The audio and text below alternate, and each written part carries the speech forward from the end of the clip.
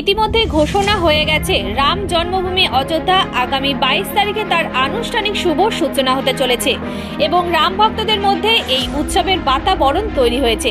এরই মধ্যে ঘোষণা হওয়ার পরে শুরু হয়ে গিয়েছে নানান কর্মসূচি।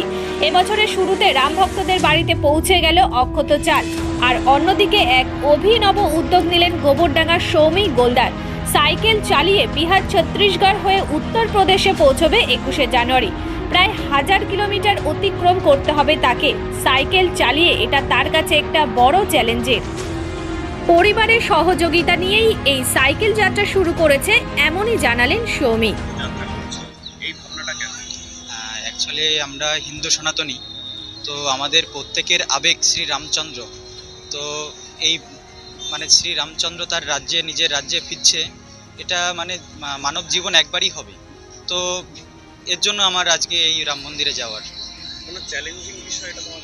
অবশ্যই চ্যালেঞ্জিং, কারণ প্রায় 1000 কিলোমিটার, তো এটা কষ্ট হবে। তা শ্রী রামচন্দ্র কৃপা করলে ঠিক পৌঁছে যাবো আশা করি।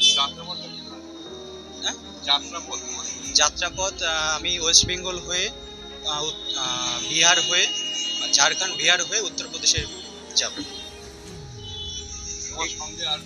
হ্যাঁ, আমার সঙ্গে আরেকটা দাদা থাকছে, ওর নাম রাকেশ মণ্ডল। ও এখন এখানে উপস্থিত নেই, কিন্তু দ্রুত চলে আসবে।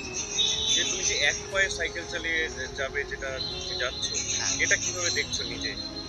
এটা একটা চ্যালেঞ্জের ব্যাপার, কিন্তু সফল করতে হবে, এটুকুই আমি জানি।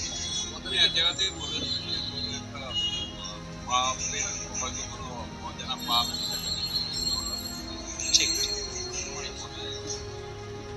অ্যাকচুয়ালি দেখুন, আপনারা সুস্থ সবল আছেন, তো আজকে আমার এই অবস্থা, তার নিশ্চয় একটা পাপের ফলে আজকে আমার এই অবস্থা।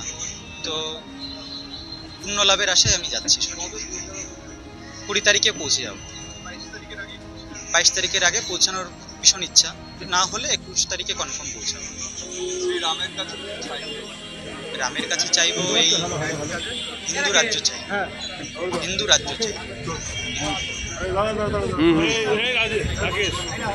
এখন অবধি কোনো ধরনের সহযোগিতা পাইনি, কিন্তু সঙ্গের থেকে আমি মোটামুটি সহযোগিতা পেয়েছি। RSS থেকে ওনারা আমাকে থাকার এবং যাতায়াতের যে ব্যবস্থা ওনারা করে দিয়েছে। প্রশাসনিক সাহায্য, হ্যাঁ, আমি কালকে ডেপুটেশন দিয়েছিলাম স্যারের কাছে, উনি ভালোভাবেই রিসিভ করেছেন আর আমাকে আশ্বাস দিয়েছেন কোনো অসুবিধা হলে সহযোগিতা করব। আজকে এই গোবরডাঙ্গা রাম মন্দিরের পুজো দিয়ে যাত্রা শুরু করেছে। হ্যাঁ, গোবরডাঙ্গা রাম মন্দির থেকে পুজো দিয়ে যাত্রা শুরু। হ্যাঁ, সব কিছুই নিয়ে নিয়েছি। সোয়েটার নিয়েছি, কাপড় চোপড় যা লাগে আর কি নিয়েছি। এটা ট্রেন নিয়েছি। মোটামুটি প্রথমত পরিবার সাপোর্ট করছিল না, তারপরে বোঝানোর পরে মোটামুটি এখন বলছি ঠিক আছে যাও, আশীর্বাদ। সৌমিক গোলদার, গোবরডাঙ্গা বাড়ি, গোবরডাঙ্গা 4 নম্বর। বয়স 22 বছর।